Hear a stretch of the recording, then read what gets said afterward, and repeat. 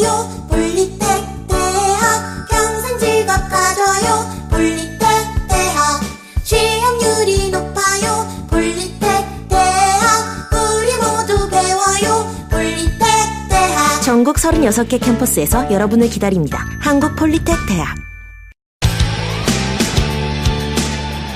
고품격 표준국어 종합방송 우리말 알려리.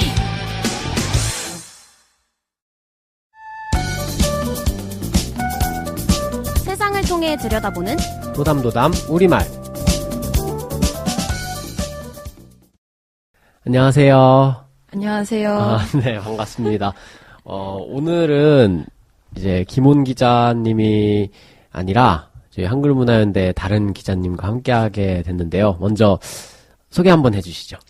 네, 안녕하세요. 저는 한글문화연대 대학생 기자단 5기 최지혜 기자입니다. 네, 반갑습니다. 반갑습니다. 네, 저는 이제 항상 진행하던 한글문화연대 기자단 5기 변용균 기자입니다.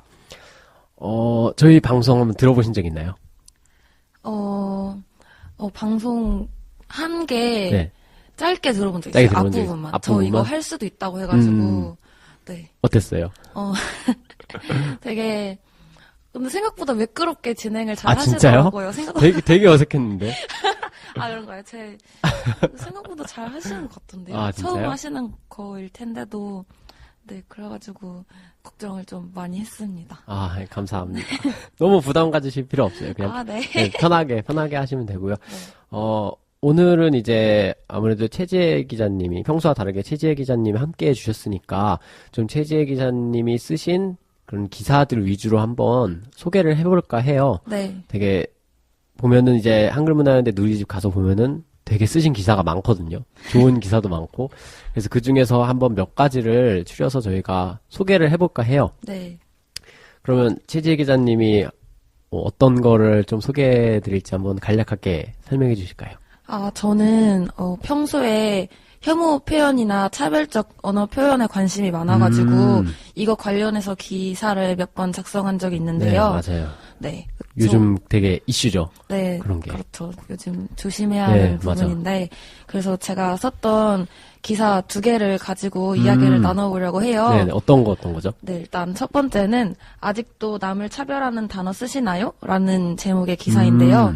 이 기사는 서울시에서 장애인이나 여성에 대한 그런 사회적 약자에 대해서 차별하는 표현이 행정 용어에 남아 있었는데 그거를 바꾼 거에 대해서 제가 조사를 해보고 네. 기사를 쓴 거고요. 네. 그 두 번째로 어릴 적 배운 속담 속에도 여성 혐오가라는 제목의 기사인데 이거는 우리 문화에 있는 여성 혐오가 속담에 어떻게 반영이 되어 있는지, 네, 속담에도 그런 게 있더라고요. 되게 재밌겠네요, 그 부분은. 네, 그래서 그거에 관한 기사를 쓴 적이 있습니다. 네.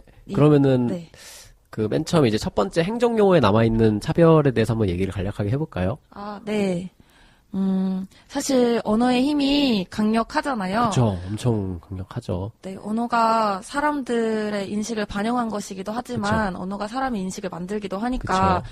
특히나 소수자에 관한 언어 사용에 있어서는 조심을 해야 하잖아요. 네. 소수자들은 사회 속에서도 엄청난 취약성을 가지고 있는 사람들이기 때문에 더 대할 때 조심해서 대하는 태도가 그런 태도가 필요한데 언어 속에서도 그런 태도를 갖춰야 할 것 같아요. 그런데 아무래도 아직까지 우리 사회에는 그런 소수자를 차별하는 언어가 남아 있어서 공공연하게 많이 쓰이고 있죠. 네, 많이 있는 것 같아요. 네. 특히 이게 행정 용어에서 쓰이면은 조금 더 큰 문제가 될 수 있는 거잖아요. 그렇죠. 사람을 제도와 법으로 다룰 때 어떤 인식을 가지고 다루는지가 중요할 텐데 그래서 이 행정 용어를 바꾼 게 저는 의미 있는 일이라고 생각을 했습니다. 네네. 네, 그래서 그거에 대해 알아봤는데 올해 4월 16일에 서울시에서 차별적 의미를 담은 행정 용어 13개를 고치겠다고 발표를 했습니다. 그런데 그 중에서 8개의 소수자에 대한 차별적 의미를 담은 단어가 있었어요. 그래서 저는 이 8개를 살펴봤는데 일단 8개가 뭐뭐 있는지부터 말씀을 드려야 될 것 같아요. 네. 일단 정상인. 네. 그리고 장애우. 장애우. 미망인. 네. 학부형. 결손가족. 편부 편모. 불우이웃, 조선족 이렇게 8가지가 있었어요. 이 8가지를 어떻게 바꿨나요? 네, 바꿨는지 살펴보자면 일단 첫 번째로 정상인을 비장애인으로 고쳤어요. 비장애인으로요? 네. 사실 정상인이라고 하는 게 장애인하고 대비하는 의미로 그쵸, 쓸 때는 반대되는 그런 네, 느낌이죠. 그렇게 써버리면은 장애인을 비정상인으로 그쵸. 그렇게 봐버리는 인식이 그쵸. 아, 그렇죠. 깔릴 수 있는 거잖아요. 근데 사실 장애가 있다고 비정상인 그쵸, 게 아니고 절대로 아니죠. 그건 정상인 건데, 네. 그냥 장애만 그냥, 장애가 있는 거지. 있을 뿐. 네, 그거를 정상과 비정상의 나눌 게 아니죠, 그건. 네, 그거를 장애로 삼으면 안 되니까 그런 말이 잘못돼 있는 거잖아요. 네. 그래서 장애인의 반대말로는 장애인의 반대말로 정상인이 아니고 비장애인. 네, 이라는 말을 쓰는 게 옳다고 합니다. 네, 한때 장애인이란 말도 막 장애우, 이렇게 네. 부르기도 했었잖아요. 네, 근데 맞아요. 그것도 이제 올바르지 않고 장애인은 그냥 장애인으로 부르면 되고, 맞아요. 아닌 거는 이제 비장애인. 네. 그렇게 하는 게 맞아요. 맞다는 거죠. 네, 두 번째 안 그래도 장애우라는 아. 말을 원래 뭐 장애인을 완곡하게 이르는 말로 썼다고는 하는데 그렇죠. 실제로 장애인에 대한 인식 개선 캠페인에서도 장애우라는 표현을 쓴 시기가 있었대요. 네, 맞아요. 네, 그런데 이 단어가 잘못된 거는 장애인을 수동적이고 주체적이지 않은 인간으로 형상화할 수 있는 위험이 있기 때문에 써서는 안 된대요. 장애인을 굳이 우리가 그냥 장애가 있는 사람이라는 뜻인데 이거를 굳이 부드럽고 친근한 방식으로 이들을 부를 필요는 없잖아요, 사실. 이게 오히려 어떤 차별이나 혐오의 방식이 될 수도 있기 때문에 장애우라고 불러서 그들을 뭔가 도움이 필요하거나 우리와 굳이 가깝고 좀 도움을 바라는 그런 느낌이 들 수도 있으니까. 네, 그렇게 생각을 하게 될 수도 있기 때문에 장애우라는 표현은 쓰지 말고 장애인으로 올바르게 써야 한다고 서울시에서 밝혔다고 합니다. 네, 또 뭐가 있을까요? 네, 그리고 미망인이라는 표현을 저희가 이렇게 평소에 자주 쓰는 말은 아닐지 모르겠는데 이게 한자 뜻이 같이 죽지 못하고 아직 살아있는 사람이라는 뜻이래요. 같이 죽지 못하고 네. 살아있는 사람. 이게 남편이 세상을 떠날 때 원래 같이 죽어야 마땅했는데 그러지 못하고 아직 세상에 남아있는 사람이라는 뜻을 담고 있대요. 근데 이게 원래 옛날에는 남편이 죽었을 때 따라 죽으면은 열려라고 하면서 수절을 했다 하면서 열려라고 칭송을 해줬잖아요. 그쵸. 네, 그런데 사실 지금하고는 전혀 맞지 않는 말이죠. 네, 지금 요즘 시기 21세기에 이런 말도 안 말을 되는 썼다면 소리죠. 네, 그쵸. 말도 안 되는 소리죠. 근데 이런 거를 아직까지 행정상에 행정상에 아직 그런 말을 쓰나요? 네, 그런 게 남아 있었기 때문에 바꿔야 한다는 빨리 지시가 바꿔야죠. 내려온 네. 거였겠죠. 네, 그래서 이런 표현이 미망인이라는 표현이 사실 이 시대의 정신과 맞지 않기 때문에 그쵸. 네, 바꾸는 것이 맞고 현대의 성평등 관념에서는 이 미망인이라는 단어 대신에 고 땡땡씨의 부인 이런 식으로 바꿔서 써야 그냥 한다고. 누구누구의 부인 그렇게. 네, 네. 그냥 돌아가신 어떤 분의 부인이다 이렇게 하는 게 사실 맞잖아요. 그렇죠. 네, 그래서 그렇게 바꿔야 한다고 네, 하셨고, 그리고 학부형이라는 단어에서 이게 부가 아비부고 형이 형 할 때 형자예요. 한자가. 학생의 아버지나 형이라는 뜻인데 이게 학생의 보호자를 이르는 말이잖아요. 네.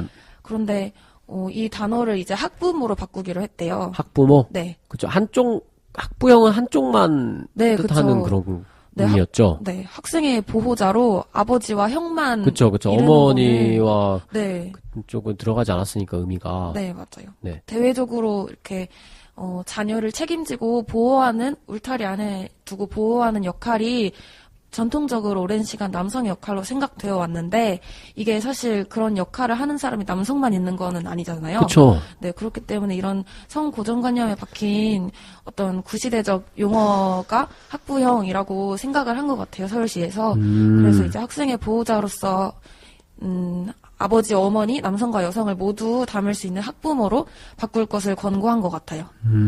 참 이게 되게 지금하고 맞지 않는 단어들이 정말 그쵸? 너무 많은 것 같아요. 네, 맞아요. 지금 2018년인데 그쵸.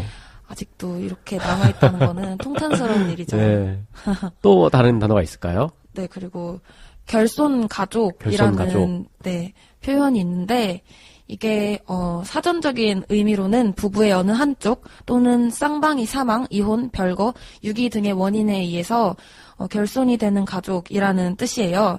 결손가족 돕기 성금과 같이 이렇게 쓰여온 건데. 네네네, 봤어요. 그런 네네. 근데 여기도 차별적 요소가 들어있다고 합니다.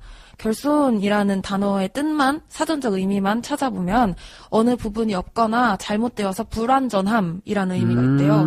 그런데 부부의 어느 한쪽이 없는 가족을 불완전한 가족이다. 뭔가 좀 없는 네네. 듯한 느낌을 주네요, 그쵸. 단어가. 이게 그렇다고 해서 사실 부족한 거는 그쵸. 아니잖아요. 그쵸. 그런 가족들을 그런 어떤 기준에 의해서 불완전하다고 네. 보는 단어니까. 네, 그쵸.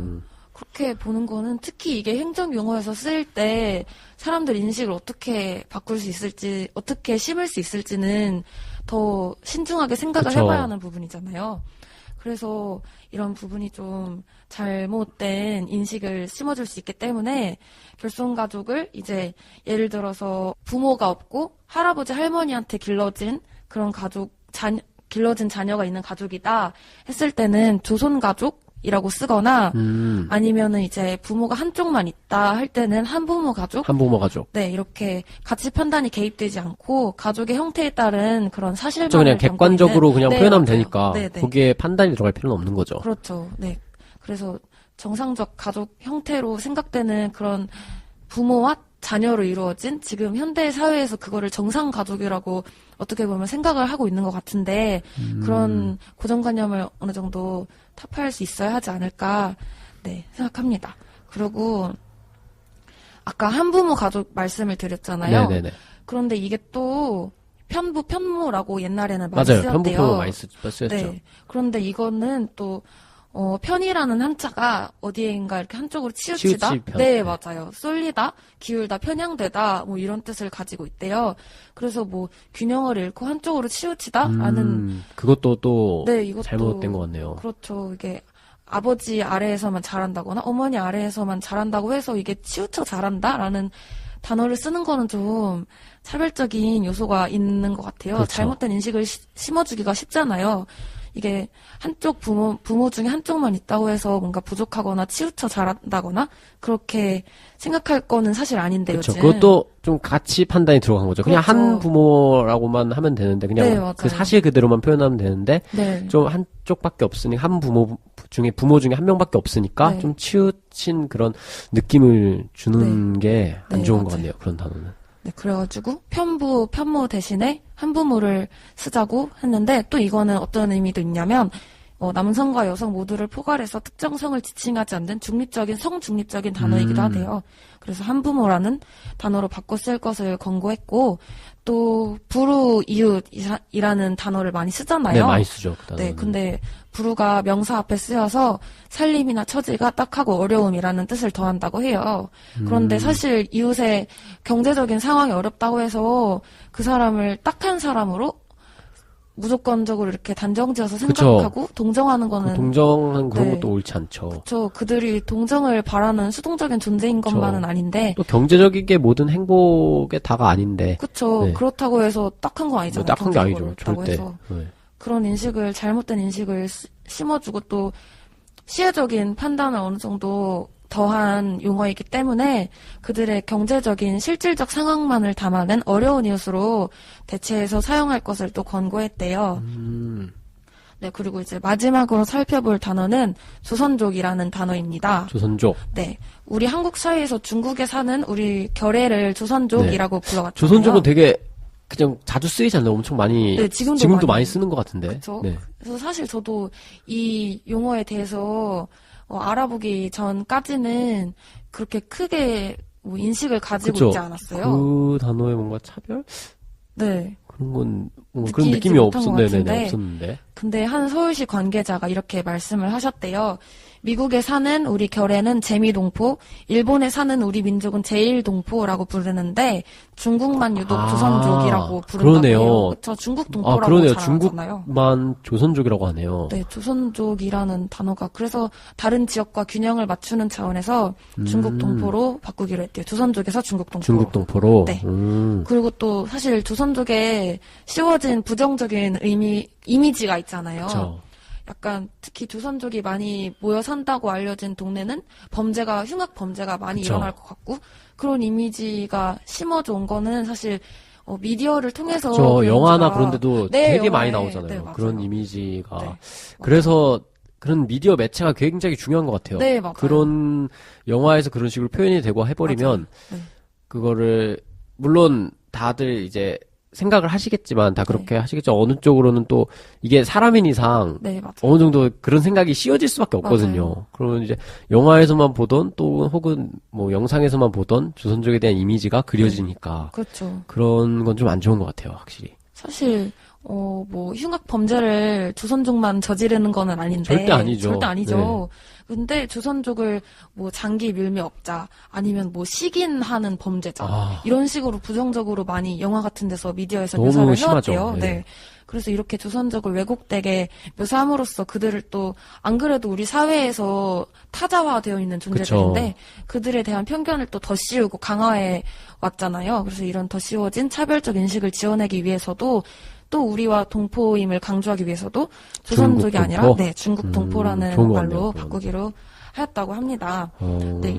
굉장히 많이 있네요. 네. 또 그거 말고도 훨씬 엄청 많겠죠. 많죠. 그렇죠.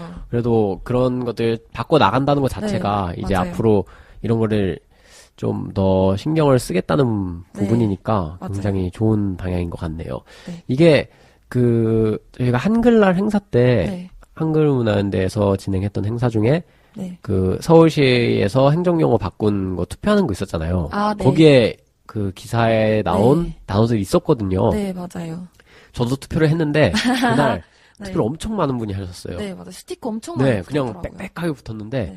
저는 그 미망인에 투표를 아, 했거든요. 아, 네. 근데 보니까 쭉 정확히 세보진 않았는데 네. 얼추 보니까 좀 미망인 그 결손 가족 아, 네. 이 부분에 되게 투표를 많이 해주셨어요. 네, 네. 그런 걸 보고 요즘 사회에서 어떤 부분이 이슈가 되고 있고 어떤 부분이 사람들의 관심이 많이 있구나를 네. 좀 알 수 볼수 있죠. 있는 네, 네. 그런 부분이었거든요. 네. 확실히 요즘 사회에서 가장 이슈가 되고 있는 부분이죠, 그런 게. 네, 그렇죠. 이렇게 사회적 약자에 대해서 그쵸. 차별하지 않고 그들을 혐오하지 않는 방식으로 말하고 생각하는 게 중요하다 보니까 네, 그런 흐름에서 그런 한글날 행사도 이루어진 것 같고 네. 또 서울시에서도 이렇게 행정 용어를 바꾸려고 맞아요. 권고한 네. 것도 있는 것 같습니다. 요즘 혐오랑 차별 네, 이게 진짜 많은 네, 그쵸. 가장 관심이 쏠리는 부분인 것 같아요. 가장 네, 어쩌면 과도기라고 생각을 하는데 네, 올바른 방향으로 이제 그쵸. 나아가는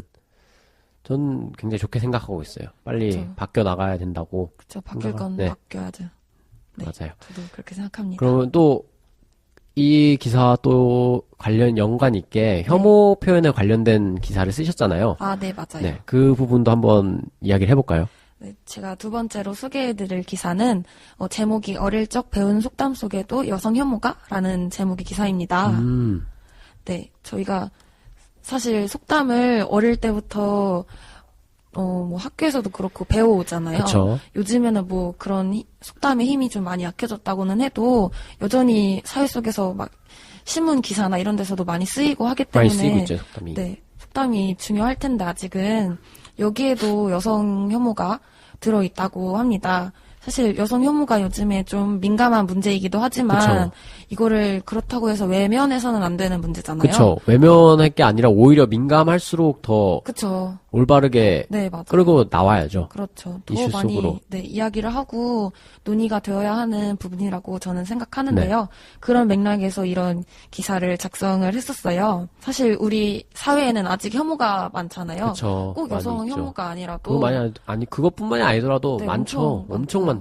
성소수자에 대한 혐오도 그쵸. 있을 거고, 뭐 장애인에 대한 혐오도 있을 거고, 뭐 난민에 대한 혐오도 있을 수 있겠고, 그런 혐오가 많은데, 사실 혐오는 사람의 행동이 아니라 그 사람의 존재 자체에 대해서 느끼는 감정이래요.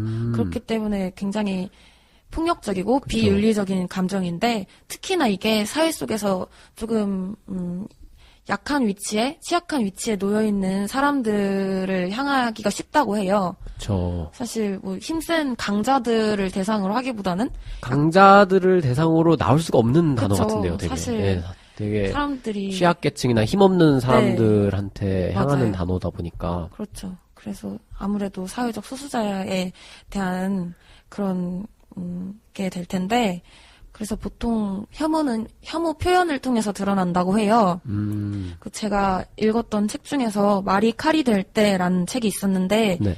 근데 이게 보니까 한글문화연대에서도 소개된 책이었더라고요. 아, 정말요? 네, 그래서 오. 이거 써보면 좋겠다 해서 마침 읽었으니까. 책은 어떻게 접하게 된 거예요? 책 제가 학교 수업에서 과제로 이거를 읽고 아, 정말요? 글을 작성해야 했어요.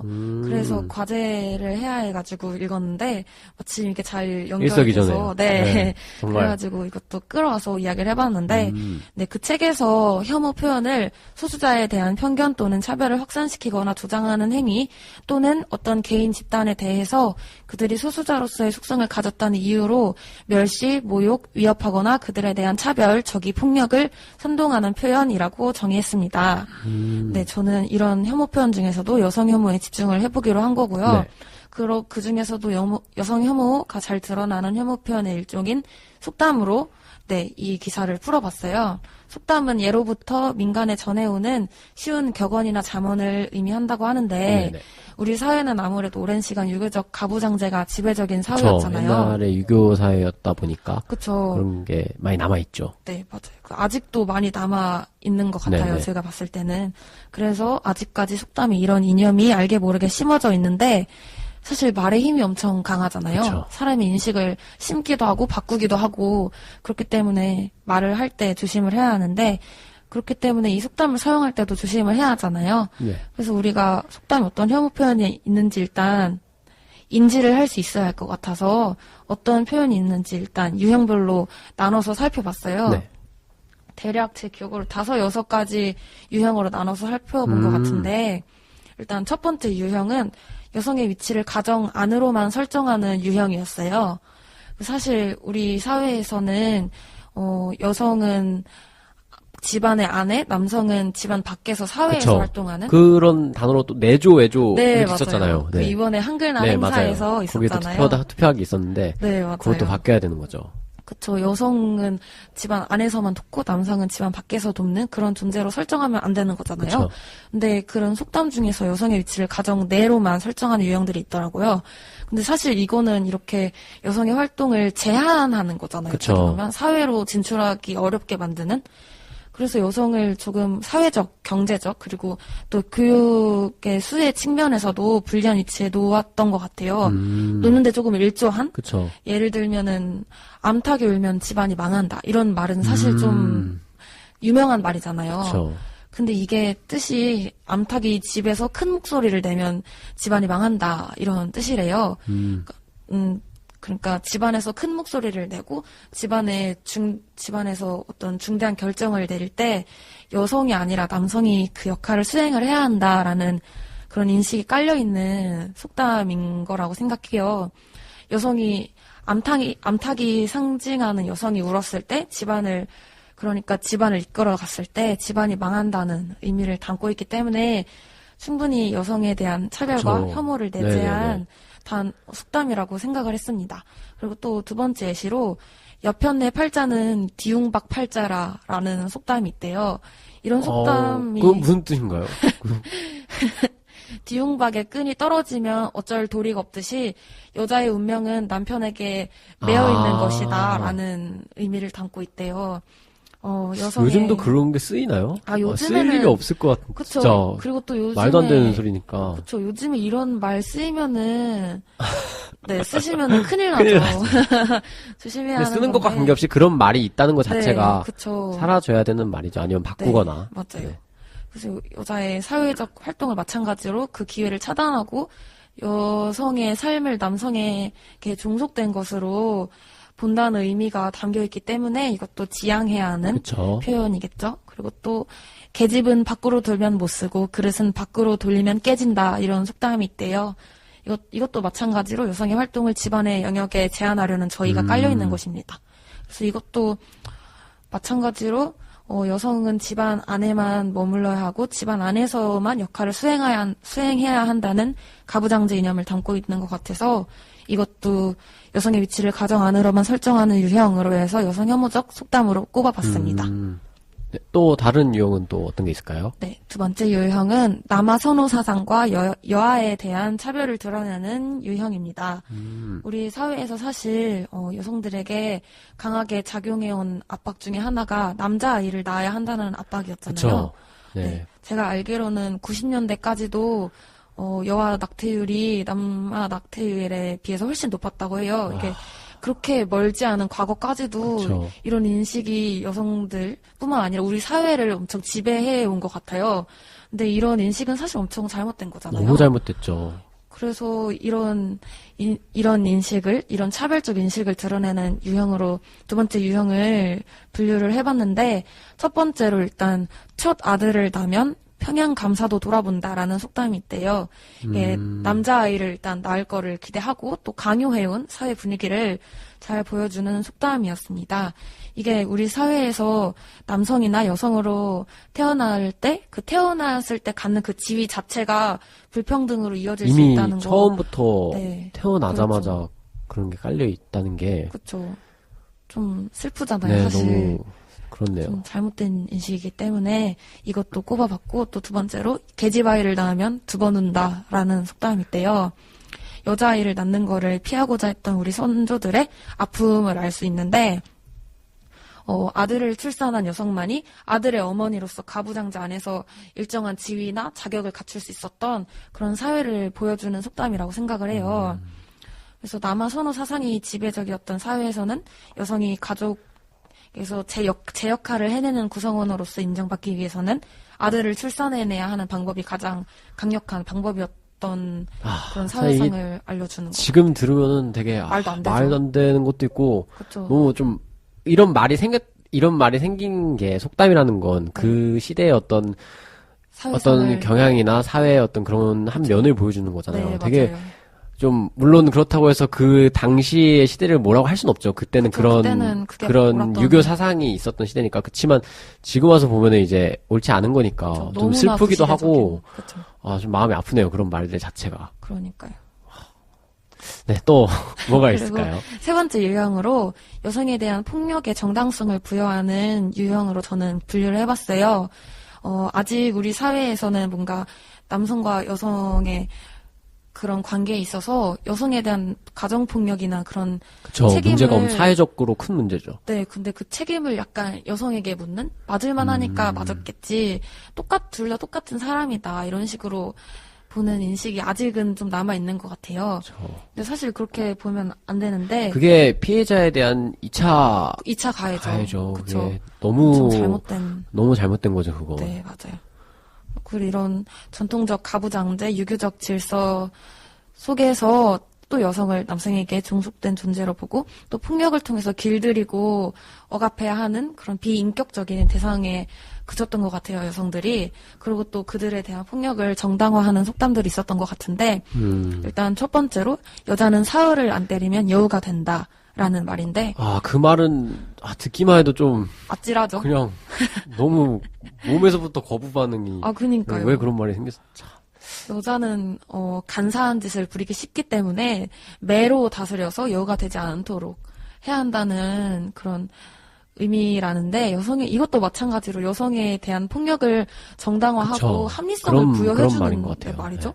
이런 말을 사회 속에서 옛날에 주고받음으로써 여성에 대한 폭력은 어느 정도 정당성이 말이 있는 그 것이다. 정도였으면은 그쵸. 어떻게 생각을 네, 했는지는 그쵸. 빤히 보이잖아요, 네. 사실. 마찬가지로 여자와 북어는 사흘에 한 번씩 패야 제맛이다. 이런 말이 있대요. 사실 저는 이 말은 좀 몇 번 들어본 것 같거든요. 네. 물론 저한테 직접적으로 이렇게 말씀하신 건 아니었지만 이런 말을 들어봤었어요. 정말요? 그래서 이게 또 가정 내에서 여성을 때림으로써 북어를 길들이듯이 길들인다는 인식이 들어있대요. 아까 전에 소개했던 그런 네. 거의 같은 맥락이네요. 그렇죠. 사흘 안 때리면 여우가 된다와 완전히 같은 맥락이 있는 거죠. 여성도 사실 남성과 다를 바 없이 이성적인 판단이나 사고가 가능한 인격적 존재인데 똑같은 사람인데. 그렇죠. 네. 똑같은 사람인데 여자는 패야지 말을 듣는다? 이렇게 생각하는 거는 굉장히 또 위험한 발상인 것 그쵸. 같아요. 네, 그래서 이렇게 세 번째 유형으로 여성에 대한 폭력의 정당성을 부여하는 유형을 알아봤고요. 네 번째로는 남성만의 성 본능을 인정하는 유형으로 저는 꼽아봤어요.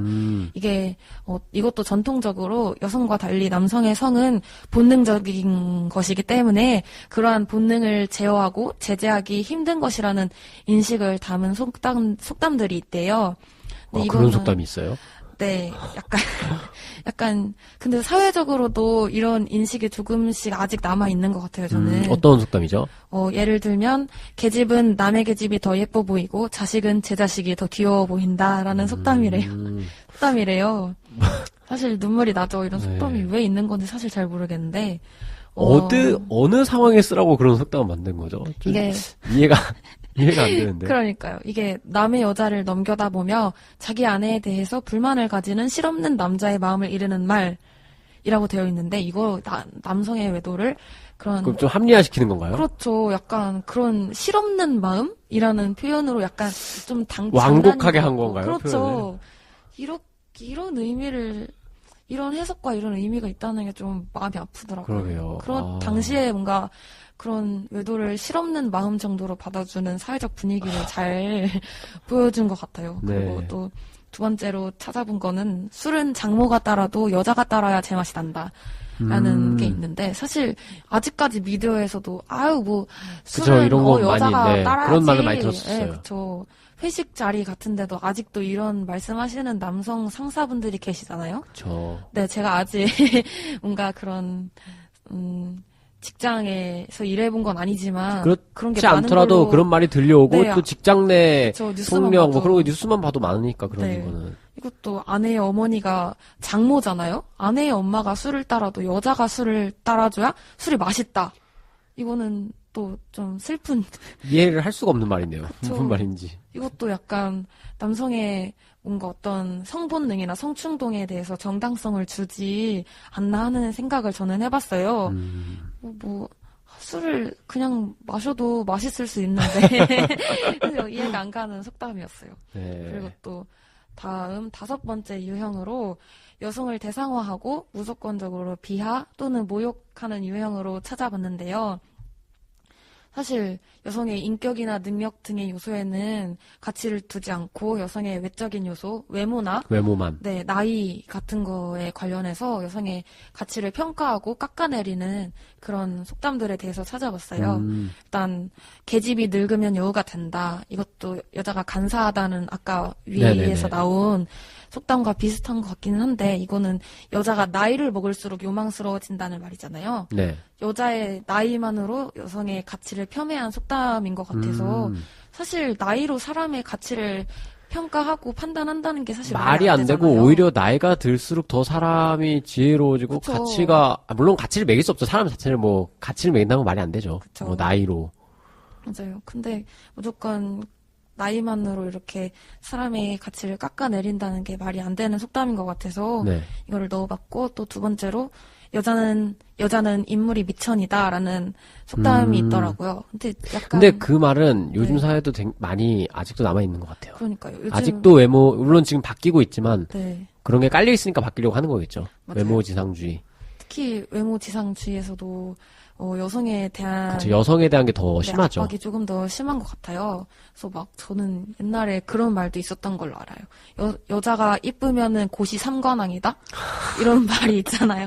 이 얘기 듣고 사실 충격 먹었거든요. 근데 괜히 그런 말이 나오진 않겠죠. 어떠한 피해를 보거나 어떤 사회적인 인식 그런 게 있으니까 그런 말이 나오는 거죠. 참. 어떻게 남성의 능력과 여성의 외모를 이렇게 능력은 능력으로 비교해야죠. 그렇죠. 근데 동등하게. 그걸 외모랑 능력으로 비교하는 건 사실 말이 안 되잖아요. 말이 안 되죠. 비교 대상이 달라지는 그쵸. 건데. 그래서 이것도 여자는 인물이 잘나야지 대접을 받게 된다라는 의미를 가진 건데 이것도 여성을 외적인 면모만으로 가치를 매기고 평가 가능한 존재로 대상화하고 타자화하고 어떻게 보면 모욕한 거라고 볼 수 있는 거잖아요. 외모만이 여성의 전부가 아니기 때문에 그쵸. 조심해야 하는 말이라고 생각을 합니다. 이렇게 그쵸. 5가지 유형으로 저는 나눠봤는데 정말 못 쓸 말들이네요. 정말 요즘으로는 생각조차 할 수 없는 그런 그러니까요. 잘못된 말들이고 또 마지막 그거 같은 경우에는 진짜 사람을 뭐 여성이든 남성이든 사람을 외모로 판단하는 건 말이 안 되죠. 외모는 그쵸. 그 사람의 개성이고 그 사람의 뭐 본성이나 어떤 능력 뭐 그런 걸로 동등하게 비교를 해야지 저 외모로 비교한 그런 거는 요즘에도 더 남아 있어서 좀 마음이 아프긴 해요. 맞아요. 아직 외모 지상주의가 많이 그쵸. 남아 있는 것 같아서 아무래도 이런 거는 사라져야 하지 않나 생각을 합니다. 저는 그 외모 지상주의 지금 외모 그런 얘기 나왔잖아요. 네, 얼마 전에 한겨레 신문에서 읽은 건데 네. 이게 심지어 강아지뿐만 아니라 고양이도 그러니까 반려견들한테도 네네. 외모 지상주의가 사람들이 이게 무의식적으로 반영이 되는 거예요. 그래서 네, 맞아요. 그 포메라니안 아세요? 강아지? 엄청 귀엽잖아요. 걸로 저도 유명. 포메라니안을 키우고 있거든요. 아, 정말 귀여워요. 네. 너무 귀여운데 이게 몇몇 포메들이 아기 때는 더 귀여워요. 근데 아. 크면은 이게 못나지나요, 털이 좀? 많은 아니, 못나지진 않는데 못나진다기보단 사람들이 그렇게 좀, 털이 엄청 길잖아요. 네. 관리가 힘들고 또 이게 사람들이 좀 더 귀엽게 하려고 막 강아지를 교배도 막 이렇게 혼합을 시켜서 믹스견처럼 만들잖아요. 그렇다 보면은 얘네들이 병도 생기고 그런 게 생기기도 하고 또 어릴 때만 귀엽고 크면은 애들이 다른 모습으로 변하기도 네, 하거든요. 그쵸.